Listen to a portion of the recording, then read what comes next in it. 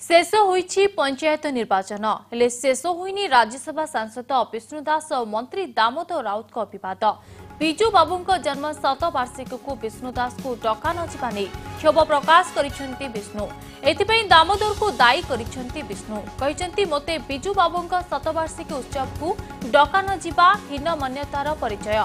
मोते मुख्यमंत्री पूर्वरु डाकी जणाइथिले मो ना निमंत्रण पत्र रे नाही किंबा मोते निमंत्रण करा जाय नाही।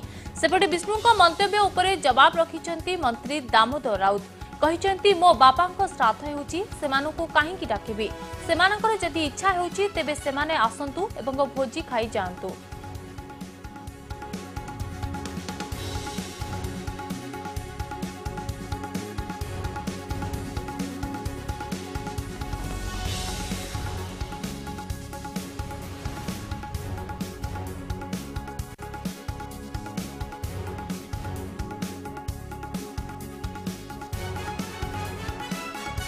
माननीय मुख्यमंत्री जो पारादीप गस्त कार्यक्रम भितर आमर आमको सामिल करा जायनि बा आमको निमंत्रण पत्र आम ना छपाई नहीं प्रचार ना कि ये सब कथा तेणुक आम उचित मन करुँ न जावाई।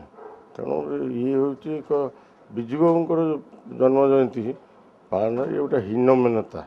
विजु बाबू को हृदय विशाल था।